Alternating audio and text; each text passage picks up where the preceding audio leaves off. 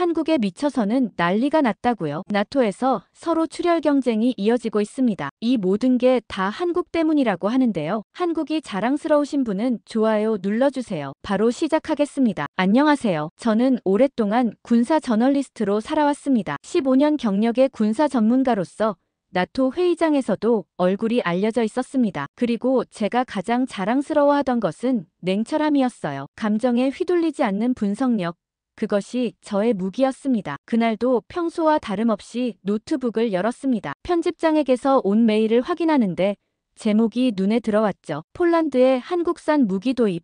현장 취재 요청. 화면을 보며 저도 모르게 코웃음을 쳤습니다. 석 달 전 제가 썼던 칼럼이 떠올랐거든요. 동아시아에 과장된 마케팅 무기라는 제목의 글이었죠. 의자에 깊숙이 몸을 묻고 커피를 한 모금 마셨습니다. 제 칼럼은 나토 내부에서 꽤 화제가 됐었어요. 폴란드가 미국이나 독일 대신 한국산 무기를 대거 도입한다는 소식에 대한 분석이었죠. 당시 저는 실전 경험 없는 무기 체계에 대한 맹신은 위험하다고 썼습니다. 많은 서유럽 군사 전문가들이 공감했던 내용이었어요. 화면을 내리며 편집장의 지시를 읽었습니다. 다음 주 폴란드 바르샤바행 티켓과 현지 군부대 접촉 허가, 그리고 일주일간의 특별 취재 일정, 모든 것이 준비되어 있었어요. 아무래도 제 칼럼이 논란이 된 이후 폴란드 측에서 직접 와서 보라는 초청을 한 모양이었습니다. 시간 낭비라는 생각이 들었지만 어쩔 수 없이 조수이자 촬영 감독인 줄리앙에게 전화를 걸었습니다. 목소리만 들어도 알 수 있었죠. 줄리앙은 신이 나 있었어요. 젊은 친구라 새로운 경험에 항상 목말라 있었거든요. 줄리앙은 한국산 K2 전차와 K9 자주포를 실제로 볼 수 있다며 흥분을 감추지 못했습니다. 항상 그랬어요. 무기에 대한 순수한 호기심을 품고 있었죠. 저는 화려한 도장만 칠한 장난감을 보게 될 거라며 줄리앙에게 실망할 준비를 하라고 말했습니다. 하지만 줄리앙의 열정은 쉽게 꺾이지 않았어요. 통화를 끊기 전 줄리앙은 한국 방산에 대해 한번 열린 마음으로 보는 게 어떻겠냐고, 폴란드가 큰 돈을 쓰는 데는 분명 이유가 있을 거라고 말했습니다. 그 말에 저는 잠시 생각에 잠겼습니다. 폴란드는 왜 수십억 달러를 들여 검증되지 않은 무기를 사들이는 걸까요? 우크라이나 전쟁 이후 안보 불안이 커진 것은 이해했지만 하필 한국산이었다는 점이 의문이었죠. 유럽이나 미국산 무기가 아닌 고작 한국의 장비를 신뢰한다는 건 납득하기 어려웠습니다. 짐을 싸면서도 계속 머릿속에서 의문이 맴돌았어요. 바르샤바행 비행기 티켓을 책상 위에 올려두고 창밖을 바라봤습니다. 파리의 가을 하늘은 언제나처럼 회색빛이었죠. 창가에 비친 제 모습도 굳은 표정이었어요. 냉철한 분석가. 그게 제 자부심이었으니까요. 그때는 몰랐습니다. 이 취재가 제 인생을 완전히 바꿔놓을 거라는 사실을요. 바르샤바 공항에 도착하는 순간부터 예상과는 다른 분위기를 느꼈습니다. 저와 줄리앙을 맞이한 폴란드 국방부 관계자 마리우시는 상당히 자신감 넘치는 표정이었어요. 마치 뭔가 대단한 것을 보여주기 직전의 얼굴이었죠. 차에 올라타 약 1시간을 달려 바르샤바 외곽의 군사훈련장에 도착했습니다. 첫인상은 놀라웠어요. 상상했던 것보다 훨씬 정돈된 훈련장이었습니다. 수십 대의 K2 전차와 K9 자주포가 질서정연하게 배치되어 있었고, 공군 기지 쪽으로는 FA-50 경공격기 몇 대가 대기 중이었죠. 표면적으로는 인상적이었지만 아직 저는 의심을 거두지 않았습니다. 외관만 번지르르한 무기는 많이 봐왔으니까요. 줄리앙은 이미 카메라를 꺼내 촬영을 시작했어요. 그 모습에서 어린아이 같은 흥분이 느껴졌습니다. 저와 달리 줄리앙은 순수하게 테크놀로지 자체에 감탄하는 타입이었죠. 마리우시가 폴란드 육군 제1기갑여단 사령부로 우리를 안내했습니다. 그곳에서 코발스키 대령을 만났어요. 코발스키 대령은 제 칼럼을 이미 읽었다고 했습니다. 그런데 예상과 달리 적대적이지 않았어요. 오히려 여유로운 웃음을 지으며 저에게 직접 확인해보라고 권했죠. 훈련장으로 향하는 길 창밖으로 폴란드 병사들이 K2 전차 주변에서 정비훈련을 하는 모습이 보였습니다. 그들의 손놀림이 상당히 능숙해 보여 살짝 의아했어요. 그리고 훈련장에 도착하자 커다란 진동이 느껴졌습니다. K9 자주포의 포격 훈련이 한창이었어요. 멀리 설치된 표적을 향해 연속 사격을 하고 있었는데 그 정확도가 눈에 띄었습니다. 코발스키 대령이 제게 자랑스럽게 설명했죠. 첫 도입 후 단 3개월 만에 완전 작전 태세를 갖췄다고요. 솔직히 저는 그 말을 반신반의했습니다. 새로운 무기체계 적응에는 보통 1년 이상 걸리는데 3개월은 말도 안 된다고 생각했으니까요. 이건 분명 과장된 홍보라고 의심했습니다. 그러면서 제게 K2 전차를 한번 시승해보라고 했죠. 좁은 해치로 들어가 조종석에 앉았습니다. 디지털화된 내부는 확실히 인상적이었어요. 조준 시스템부터 엔진 반응까지 기술적으로는 분명 뛰어났습니다. 그런데도 마음 한구석에선 여전히 의문이 남았어요. 그리고 점심시간 부대 식당에서 폴란드 장병들과 대화할 기회가 있었습니다. 그들은 하나같이 한국산 장비에 대해 믿기 힘들 정도로 신뢰를 보였어요. 한 병사는 이전에 쓰던 구식 소련제 장비와 비교하며 K2 전차가 얼마나 직관적이고 운용하기 쉬운지 설명했습니다. 그들의 확신에 찬 목소리에 잠시 흔들렸지만 여전히 의심을 거둘 수 없었죠. 그리고 오후 훈련에서는 통합 지휘 통제 시스템을 보여줬습니다. 그런데 이게 정말 놀라웠어요. 모든 무기 체계가 하나의 네트워크로 연결되어 실시간 정보 공유가 이루어지고 있었거든요. 줄리앙이 감탄하며 촬영에 몰두하는 동안 저는 코발스키 대령에게 직설적인 질문을 던졌습니다. 정말 실전에 강한 장비라면 왜 나토의 주요국들이 도입하지 않냐고요. 코발스키 대령의 표정이 굳었어요. 그는 천천히 말했습니다. 현대 전장을 준비하는 건 스펙 비교가 아니라 체계적인 접근법이 필요하다고요. 한국으로부터 단순히 무기를 사들인 게 아니라 그들의 전투 시스템을 배웠다고 했습니다. 그리고 자신있게 덧붙였죠. 바로 이 장비들이 곧 전장을 바꿀 거라고요. 그의 말에 냉소적인 미소를 지었지만 내심 흔들리기 시작했습니다. 하루 종일 본 모습들이 단순한 과시용이라고만은 할 수 없었거든요. 무언가 저는 놓치고 있는 게 분명했습니다. 저녁이 되어 숙소로 돌아오는 길 줄리앙이 물었습니다. 내일 일정은 어떻냐고요? 제가 말했죠. 내일 오전까지 훈련 참관하고 오후에는 바르샤바로 돌아갈 거라고. 그때까지만 해도 이 취재가 예정대로 마무리될 거라 생각했습니다. 그런데 소나기가 내리기 시작한 다음 날 아침 예정에 없던 변화가 생겼습니다. 코발스키 대령이 우리 숙소를 찾아와 급박한 표정으로 전했어요. 훈련 일정이 변경되었다고요. 우크라이나 접경지대에서 실전급 대응 훈련이 갑작스레 추가되었다는 소식이었습니다. 그리고 저와 줄리앙에게 동행을 요청했죠. 처음엔 거절하려 했습니다. 우리의 취재 일정은 바르샤바 근교에서만 이루어질 예정이었거든요. 그런데 코발스키 대령의 표정에서 뭔가 다른 것이 느껴졌어요. 그리고 이 기회를 놓칠 거냐며 줄리앙은 이미 눈을 반짝이며 장비를 챙기고 있었죠. 결국 동의하고 짐을 꾸렸습니다. 특별 지급받은 안전장비는 생각보다 무거웠어요. 방탄조끼와 헬멧, 그리고 비상시 사용할 통신장비까지 마치 실제 전장에 가는 것처럼 준비해야 했습니다. 일기예보는 오후부터 폭우를 예고하고 있었죠. 뭔가 불안한 마음이 들었습니다. 그렇게 저희는 군용 헬리콥터를 타고 북동쪽으로 이동했습니다. 창밖으로는 점점 황량해지는 폴란드 동부 평원이 펼쳐졌어요. 줄리앙은 계속해서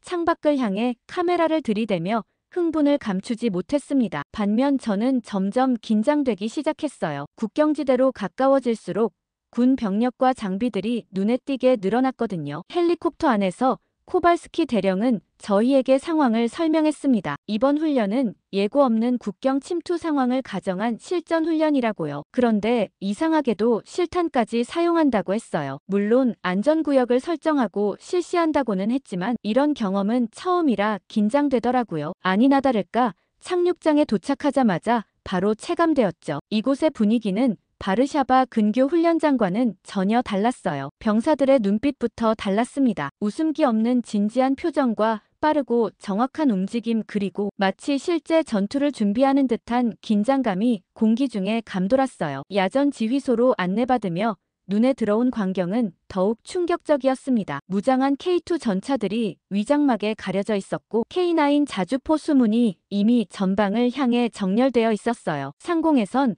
FA-50 경공격기가 순찰 비행을 하고 있었습니다. 이건 단순한 훈련이 아니라 실제 작전 태세 같았어요. 지휘소 내부로 들어서자 대형 스크린에 전술 지도가 펼쳐져 있었습니다. 대응 시나리오가 실시간으로 갱신되고 있었어요. 줄리앙이 저에게 속삭였습니다. 이 정도 대응 태세라면 뭔가 실제로 일어나고 있는 건 아닌지 의심된다고요. 저도 같은 생각이었습니다. 코발스키 대령에게 조심스럽게 물어봤어요. 이 훈련이 정말 예정된 것이냐고요. 대령은 잠시 망설이다 솔직하게 말했습니다. 국경 너머에서 이상 징후가 포착됐다고요. 정찰 드론이 미식별 무장 집단의 움직임을 감지했다고 했습니다. 폴란드군은 이에 대비한 조치를 취하는 것뿐이라고 설명했지만 그의 목소리에서 긴장감이 느껴졌어요. 야전 통제소에서는 모든 장비가 통합 네트워크로 연결되어 실시간 정보를 공유하고 있었습니다. 한국산 장비들이 보여주는 통합력은 인상적이었어요. 그리고 생생한 취재 현장에 있다는 게 짜릿하기까지 했죠. 오후가 되자 하늘이 더욱 어두워졌습니다. 비가 거세게 내리기 시작했어요. 코발스키 대령이 저희를 전방 관측 포인트로 데려가겠다고 했습니다. 그곳에서 K2 전차의 실전 사격과 K9 자주포의 간접 화력 지원을 볼 수 있다고 했어요. 줄리앙은 흥분해서 장비를 점검했지만 저는 잔뜩 긴장했죠. 장갑차를 타고 진흙탕길을 달려 야지 언덕에 도착했습니다. 그곳에서 바라본 훈련장은 마치 실제 전장의 한 장면 같았어요. 안개비가 내리는 가운데 여러 대의 전차가 진지를 구축하고 있었고 자주포의 포신은 이미 발사 각도로 조정되어 있었습니다. 그 순간 저는 처음으로 생각했습니다. 이건 취재가 아니라 전장일 수도 있다고요. 줄리앙과 시선이 마주쳤을 때 그의 눈에서도 같은 깨달음을 읽을 수 있었어요. 우리는 군사 저널리스트로서 많은 훈련을 취재해왔지만 이번만큼 실전에 가깝게 느껴진 적은 없었습니다. 전방 관측 지점에 도착하자마자 날씨가 더욱 악화됐습니다. 무거운 구름이 하늘을 뒤덮고 빗줄기는 더욱 거세졌어요. 우리는 참호막 내부에 위치한 임시 관측소로 안내받았습니다. 진흙투성이 참호를 지나 들어간 콘크리트 구조물은 생각보다 견고해 보였어요. 내부에는 관측 장비와 통신 시스템이 갖춰져 있었죠. 코발스키 대령이 저희에게 상황을 설명했습니다. 이곳에서 약 3km 떨어진 지점에서 실사격 훈련이 진행될 거라고요. K2 전차의 정밀 사격과 K9 자주포의 간접 화력이 시범을 보일 예정이었습니다. 관측소에 설치된 모니터를 통해 사격 지점을 확인할 수 있었지만 줄리앙은 외부에서 직접 촬영하고 싶어 했고 코발스키 대령도 허락했어요. 안전거리만 유지한다면 문제 없다고 했습니다. 줄리앙은 신나서 장비를 챙겨 밖으로 나갔어요. 저도 함께 밖으로 나가 맞은편 언덕배기에 자리를 잡았습니다. 첫 번째 사격이 시작됐어요. K2 전차의 포탄이 3km 밖의 표적을 정확히 명중시키는 모습은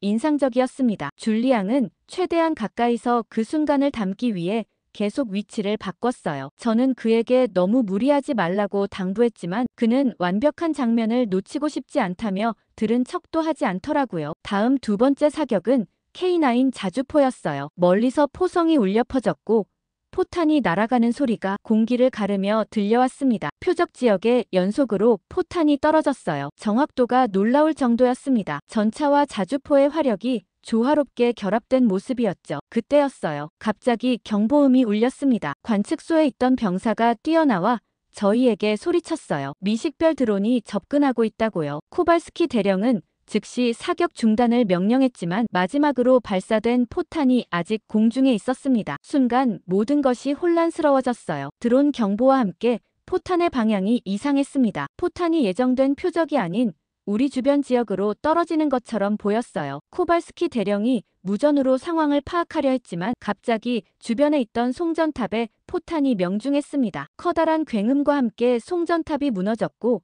그 순간 모든 전자장비가 멈췄어요. 전파교란과 정전이 동시에 발생했던 겁니다. 주변은 순식간에 연기와 흙먼지로 가득 찼어요. 시야는 5m도 보이지 않을 정도로 흐려졌고 귀는 폭발음으로 멍했습니다. 저는 본능적으로 바닥에 엎드렸어요. 혼란 속에서 줄리앙을 찾았습니다. 마지막으로 본 곳은 제 왼쪽 약 20m 지점이었어요. 연기가 자욱한 가운데 그의 이름을 외쳤지만 대답이 없었습니다. 무전기로 연락을 시도했지만 모든 통신이 끊긴 상태였어요. 코발스키 대령은 즉시 미식별 드론을 격파시키고 주변을 정리했어요. 그런 다음 즉시 줄리앙을 수색하라고 지시했고 저도 줄리앙이 있었던 방향으로 움직였어요. 하지만 그의 모습은 보이지 않았습니다. 줄리앙이 자세를 낮추고 카메라를 챙기던 모습이 마지막 기억이었어요. 그 후로 그는 완전히 사라졌습니다. 수색대가 구성되었고 주변 지역을 샅샅이 뒤졌습니다. 저는 점점 불안해졌어요. 이건 단순한 훈련 사고가 아니었습니다. 실제 전투 상황과 다를 바 없었고 그 속에서 제 동료가 실종됐어요. 줄리앙의 안전이 걱정되기 시작했습니다. 코발스키 대령은 제게 관측소로 돌아가라고 권했어요. 그곳이 더 안전하니 전문 구조팀을 기다리자고 했습니다. 하지만 저는 거부했어요. 줄리앙을 찾을 때까지 자리를 떠날 수 없었습니다. 시간이 갈수록 불안감은 커졌어요. 연기가 거치고 주변이 조금씩 보이기 시작했지만 줄리앙의 흔적은 없었습니다. 송전탑 파편이 널브러져 있었고 땅은 포탄의 충격으로 파여 있었어요. 그 혼란 속에서 줄리앙이 어디로 사라진 건지 상상조차 할 수 없었습니다. 그렇게 구조팀이 도착하기까지 약 30분이 걸렸어요. 그 시간이 제게는 평생처럼 느껴졌습니다. 줄리앙은 단순한 동료가 아니었어요. 5년간 함께 전 세계 분쟁 지역을 돌아다닌 친구였고 제가 책임져야 할 후배였습니다. 그런 줄리앙이 제 눈앞에서 사라졌다는 사실이 믿기지 않았어요. 구조팀은 드론과 열감지 장비를 동원해 수색을 시작했습니다. 저는 그들과 함께 움직이며 계속해서 줄리앙의 이름을 불렀어요. 하지만 대답은 없었습니다. 무전도 끊긴 상태였고 구조팀이 투입된 지 1시간이 지나도록 아무런 소식이 없었어요. 그저 기다릴 수밖에 없는 상황에서 제 마음속에는 최악의 상황에 대한 두려움이 자리 잡기 시작했습니다. 그렇게 구조팀이 활동을 시작한 지 정확히 1시간 30분 후 무전기에서 소리가 들렸습니다. 수색 중이던 K808 장갑차가 무언가를 발견했다는 소식이었어요. 심장이 요동쳤습니다. 코발스키 대령이 즉시 저를 데리고 발견 지점으로 향했죠. 진흙탕 길을 미끄러지듯 달려가는 동안 온갖 생각이 머릿속을 스쳐 지나갔어요. 줄리앙이 무사하길 바라는 간절한 마음뿐이었습니다. 현장에 도착하자 K808 장갑차가 참호에서 약 300m 떨어진 지점에 멈춰 서 있었어요. 그곳은 작은 방파제 뒤편의 송수관 틈이었습니다. 병사들이 무언가를 조심스럽게 끌어올리고 있었어요. 차에서 뛰어내려 달려갔습니다. 그리고 드디어 줄리앙을 발견했죠. 그는 의식을 잃은 채 송수관 틈에 쓰러져 있었어요. 얼굴은 흙과 그을음으로 뒤덮여 있었지만 다행히 호흡은 하고 있었습니다. 구조대원이 재빨리 그의 상태를 확인했어요. 충격으로 인한 일시적 기절 상태지만 생명에는 지장이 없다고 했습니다. 줄리앙이 발견된 곳을 살펴보니 상황을 이해할 수 있었어요. 포탄 폭발로 인한 충격파가 그를 밀어냈고 그 과정에서 틈 사이로 떨어진 것 같았습니다. 거대한 콘크리트 잔해가 바로 옆에 떨어져 있었어요. 불과 몇 센티미터만 차이가 났더라면 줄리앙은 그 무게에 깔려 심각한 부상을 입었을 겁니다. 구조대원들이 줄리앙을 들것에 실어 응급처치 천막으로 옮겼어요. 저는 바짝 따라붙어 그의 손을 잡았습니다. 줄리앙의 몸에서 방탄조끼와 헬멧을 조심스럽게 벗기는 과정에서 놀라운 사실을 발견했어요. 방탄조끼에는 날카로운 금속 파편이 여러 개 박혀 있었습니다. 조끼가 없었다면 그 파편들이 그의 몸을 관통했을 거예요. 의무병이 줄리앙의 상태를 더 자세히 살폈습니다. 다행히 골절은 없었고 단지 충격으로 인한 타박상과 약간의 출혈만 있었어요. 그의 목과 허리를 보호하기 위해 경추 보호대와 백보드를 적용했습니다. 줄리앙은 여전히 의식이 없었지만 안정적인 상태였어요. 코발스키 대령은 이런 상황까지는 예상하지 못했다며 미안하다고 했고 아마도 미확인 드론과 마지막 포탄 발사 사이에 어떤 연관이 있는 것 같다고 했습니다. 그의 표정에서 진심 어린 걱정이 느껴졌어요. 하지만 저로서는 기자라 어쩔 수 없는 숙명인데다 우리가 자처해서 따라온 거니 어쩔 수 없는 거라고 했죠. 다만 줄리앙을 위해 최선을 다해달라고 부탁했습니다. 그렇게 줄리앙을 이동식 야전병원으로 옮기는 과정에서 저는 그의 옆을 한순간도 떠나지 않았습니다. 그가 타고 있던 들것이 구급차에 실리는 순간 비로소 그의 눈꺼풀이 깜빡였어요. 의식을 되찾기 시작한 겁니다. 안도감이 밀려왔습니다. 병원 천막 안으로 들어서자 의료진이 즉시 줄리앙을 진료 테이블로 옮겼어요. CT 촬영이 가능한 이동식 의료 장비가 이미 준비되어 있었습니다. 얼마나 빠르고 효율적인 대응인지 놀랐어요. 이런 최전방에서 이렇게 신속한 의료 대응이 가능하다니 생각지도 못했습니다. 줄리앙이 검사를 받는 동안 저는 그의 장비를 정리했어요. 놀랍게도 카메라는 거의 무사했습니다. 방수 케이스가 충격으로부터 보호한 덕분이었죠. 그런데 그의 방탄조끼를 자세히 살펴보던 중 특이한 점을 발견했어요. 조끼를 뒤집어 안쪽 라벨을 확인했습니다. 그 순간 제 손이 멈췄어요. 땀에 젖은 라벨에는 선명하게 적혀 있었습니다. 한국산 방탄조끼였던 겁니다. 그것도 최신 다중 충격 방지 시스템이 적용된 고급 모델이었어요. 순간 머릿속이 복잡해졌습니다. 제가 그토록 의심했던 한국산 장비가 제 친구의 목숨을 구했다니. 코발스키 대령의 말이 떠올랐어요. 그는 한국산 무기가 단순한 장비가 아니라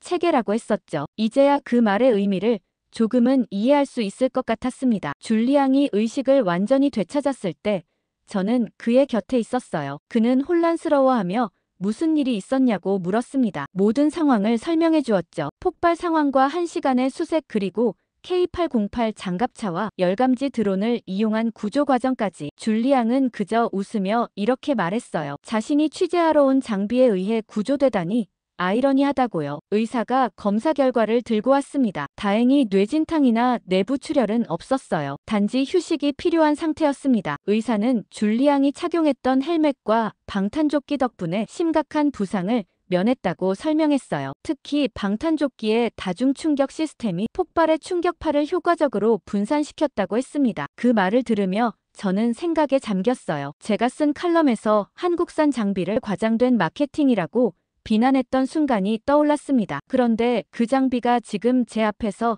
친구의 목숨을 구했어요. 줄리앙의 회복을 지켜보며 결심했습니다. 이 일을 단순한 사건으로 넘기지 않겠다고요. 제대로 알아봐야 했어요. 한국산 방위 장비의 진짜 실체가 무엇인지, 왜 폴란드가 그토록 신뢰하는지 말입니다. 그리고 그 여정의 끝에는 제가 알지 못했던 또 다른 진실이 기다리고 있었죠. 줄리앙이 회복되는 동안 중요한 결정을 내렸습니다. 한국으로 직접 가봐야겠다고요. 편집장에게 전화해 상황을 설명했어요. 처음엔 난색을 표했지만 줄리앙의 사고와 구조 과정을 듣고는 마음을 바꿨습니다. 이건 단순한 장비 리뷰가 아니라 더 깊은 이야기가 있다고 판단했나 봐요. 결국 서울행 항공권과 2주간의 취재 허가를 받았습니다. 줄리앙에게는 파리로 돌아가 충분히 휴식하라고 했어요. 그는 아쉬워했지만 의사의 권고를 무시할 수는 없었죠. 대신 그 장비를 만드신 분들께 꼭 감사 인사를 전해달라며 제게 부탁했습니다. 그렇게 인천공항에 도착한 건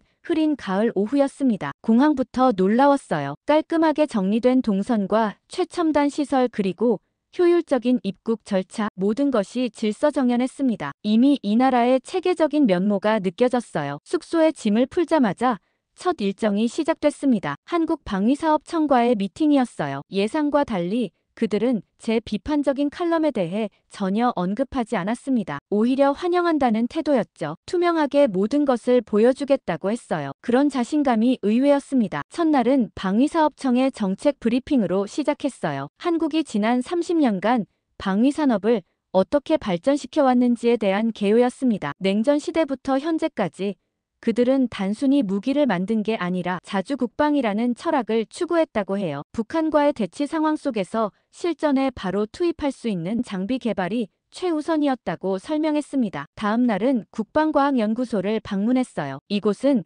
한국의 모든 군사기술의 심장부라고 할 수 있었습니다. 연구소 내부는 마치 미래에서 온 듯한 시설들로 가득했어요. 무기 시스템 개발부터 전장 환경 시뮬레이션까지 모든 것이 한 지붕 아래 있었습니다. 연구소 책임자는 저에게 흥미로운 관점을 제시했어요. 한국은 기술적 우위보다 생존을 위한 기술 개발에 초점을 맞췄다고요. 북한과의 국경이 서울에서 불과 40km 떨어진 상황에서 그들에게 군사기술은 단순한 무기가 아니라 국가 존립의 문제였던 겁니다. 그래서 화려함보다 신뢰성과 효율성을 최우선으로 삼았다고 했어요. 그리고 다음 날은 경기도 외곽에 위치한 야전 시험장을 방문했어요. 그곳에서 실제 장비들의 테스트 과정을 볼 수 있었습니다. K2 전차의 내구성 테스트와 K9 자주포의 연속 발사 시험, 그리고 방탄 장비의 충격 테스트까지 모든 테스트는 극한 조건에서 이루어졌어요. 비나 눈 그리고 지늘까지 극한의 더위와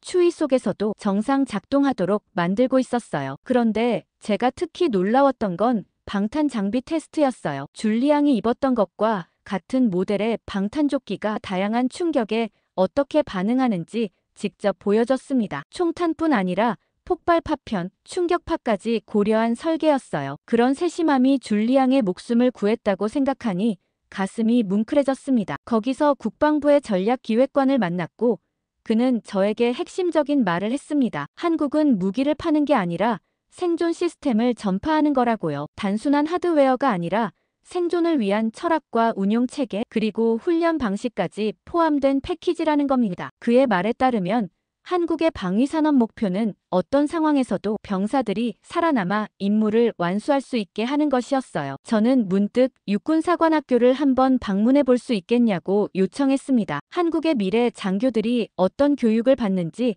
살펴보고 싶었어요. 그런데 강의실에서 본 광경은 충격적이었습니다. 그들은 단순히 무기 운용법을 배우는 게 아니라 어떻게 하면 더 많은 생명을 구할 수 있는가에 초점을 맞추고 있었어요. 전술 시뮬레이션에서도 승리 조건은 적군 섬멸이 아니라 아군 생존율이었습니다. 교관은 이렇게 설명했어요.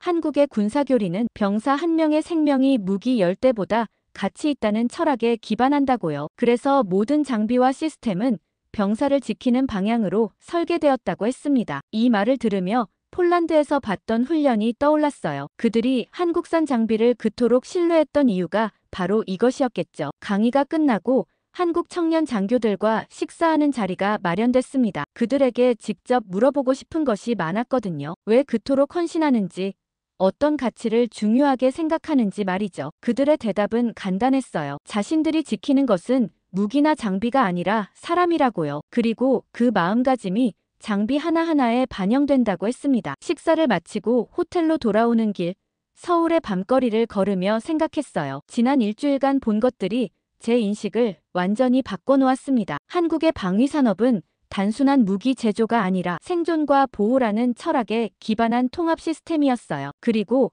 그 철학이 줄리앙의 목숨을 구했던 겁니다. 호텔방에서 지금까지 취재한 내용을 정리하며 처음으로 깨달았습니다. 제가 지나쳤던 핵심은 스펙이 아니라 사람이었다는 사실을요. 방위산업의 중심은 무기가 아니라 그 무기가 구하는 생명이라는 가치였던 겁니다. 이제 파리로 돌아가 진실을 알릴 시간이었어요. 그렇게 다시 돌아가는 비행기를 탔고 그간 쌓여있던 이메일을 확인했습니다. 줄리앙이 회복 중이라는 소식과 함께 나토에서 폴란드의 한국산 무기 도입에 관한 특별 브리핑이 열린다는 공지가 와 있었어요. 제가 서울에서 돌아오자마자 발표를 맡게 될 거라고 했습니다. 파리로 돌아온 첫날 바로 나토 본부로 향했어요. 특별 브리핑이 다음 날로 예정되어 있었고 준비할 시간이 많지 않았거든요. 사무실에 들어서자 동료들이 반갑게 맞아주었습니다. 특히 줄리앙이 복도에서 저를 기다리고 있었어요. 완전히 회복되지는 않았지만 제 발표를 직접 듣고 싶다며 나온 것이었죠. 밤새 발표 자료를 준비했습니다. 서울에서 찍은 사진들과 인터뷰 녹취록, 그리고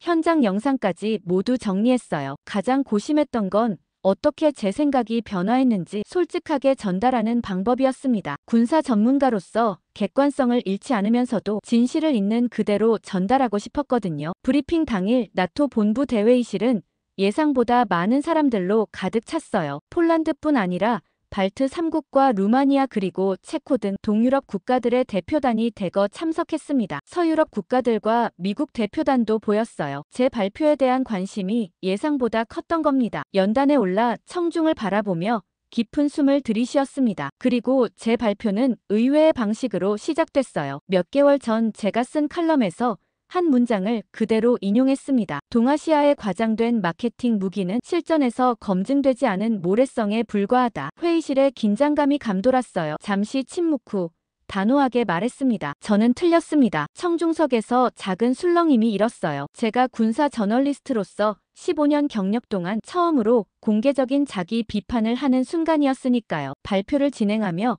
폴란드에서의 경험과 줄리앙의 사고와 구조 과정, 그리고 서울에서 본 모든 것들을 차례로 설명했습니다. 특히 K808 장갑차와 열감지 드론이 줄리앙을 어떻게 찾아냈는지, 한국산 방탄조끼가 어떻게 그의 목숨을 구했는지 자세히 설명했어요. 그 장면을 담은 영상을 보여주자 회의실은 완전히 조용해졌습니다. 서울에서 방문한 시설들과 인터뷰한 관계자들의 이야기도 공유했어요. 특히 강조한 것은 한국의 방위산업이 단순한 무기 제조가 아니라 하나의 통합된 생존 시스템이라는 점이었습니다. 화려한 스펙보다 실전에서의 효율성과 생존성에 초점을 맞춘 철학이 모든 장비에 반영되어 있다고 설명했어요. 가장 중요한 부분에서 목소리를 낮추어 진지하게 말했습니다. 한국은 무기를 파는 나라가 아닙니다. 철학을 이식하는 나라입니다. 그리고 이 철학의 핵심은 기술이 사람을 지키는 도구가 되어야 한다는 것이라고 덧붙였어요. 폴란드가 한국산 장비를 선택한 이유도 바로 이것이었습니다. 발표를 마무리하며 마지막 슬라이드를 보여줬습니다. 서울 국방부에서 만난 젊은 장교들과 찍은 사진이었어요. 그들의 진솔한 미소와 자부심 넘치는 눈빛을 가리키며 말했습니다. 이런 사람들이 만든 장비가 다른 나라 군인들의 생명을 지킨다는 사실이 그들에게 얼마나 큰 의미인지 전했어요. 제 발표가 끝나자마자 박수가 이어졌고 질의응답 시간이 예상보다 길어졌습니다. 특히 동유럽 국가 대표들의 관심이 뜨거웠어요. 폴란드의 경험과 장비의 실전 성능 그리고 한국과의 기술 협력 가능성 등 구체적인 질문들이 쏟아졌습니다. 제가 처음 품었던 의심들을 그들도 가지고 있었지만 이제는 진지하게 대안을 고려하고 있다는 느낌이었어요. 그런데 갑자기 영국 대표가 날카로운 질문을 던졌습니다. 한국산 장비의 나토 표준 호환성 문제를 지적한 거였어요. 제가 답했습니다. 한국은 이미 그 문제를 해결했을 뿐 아니라 오히려 나토 표준을 뛰어넘는 통합성을 갖추고 있다고요. 폴란드에서 본 통합 지휘 통제 시스템이 그 증거였습니다. 그러자 어느 아시아 계열인 듯한 기자가 한국 방위산업의 기술적 독립성에 의문을 제기했어요. 여전히 미국의 기술에 의존하는 것 아니냐는 질문이었죠. 이에 대해 솔직하게 답했습니다. 과거에는 그랬지만 이제 한국은 독자적인 기술력으로 자체 시스템을 개발하고 있으며 일부 영역에서는 이미 선도적 위치에 올라섰다고요. 발표가 끝난 후 여러 국가 대표들이 개인적으로 다가와 추가 정보를 요청했습니다. 특히 루마니아와 체코 대표단은 즉시 폴란드의 사례를 자세히 연구하겠다는 의사를 밝혔어요. 불과 몇 달 전까지 제가 비판했던 그 장비들이 이제는 나토 내에서 진지한 검토 대상이 된 것이었습니다. 회의장을 나오는 길에 폴란드 대표단의 코발스키 대령과 마주쳤어요. 그는 제게 감사의 인사를 전했습니다. 처음 폴란드에 왔을 때의 제 태도를 생각하면 상상도 못할 변화였죠. 대령은 다음 달에 있을 대규모 나토 합동훈련에 한국 장비들이 대거 참여할 예정이라며 취재 오실 계획이 있냐고 물었죠. 저는 흔쾌히 수락했습니다. 그날 저녁 줄리안과 함께 파리의 작은 카페에 앉았어요. 그는 제 발표를 지켜본 소감을 말했습니다. 처음으로 제가 냉철한 분석가가 아닌 진정성 있는 저널리스트로 보였다고요. 가슴으로 쓴 기사가 머리로 쓴 기사보다 훨씬 강력하다는 걸 오늘 깨달았다고 했습니다. 다음 날 아침 편집장에게서 전화가 왔어요. 제 발표가 군사 전문가 사이에서 큰 반향을 일으켰다며 특별 기획 시리즈를 맡아달라고 했습니다. 21세기 방위산업의 새로운 패러다임이라는 주제로 첫 번째는 한국의 사례를 다루는 것이었죠. 흔쾌히 수락했어요. 이제 제대로 된 이야기를 할 수 있는 기회였으니까요. 앞으로 제가 써나갈 이야기는 단순한 무기 분석이 아닌 그 뒤에 숨겨진 인간의 가치와 철학에 관한 것이 될 것입니다. 그것이 제가 한국에서 배운 가장 소중한 교훈이었으니까요.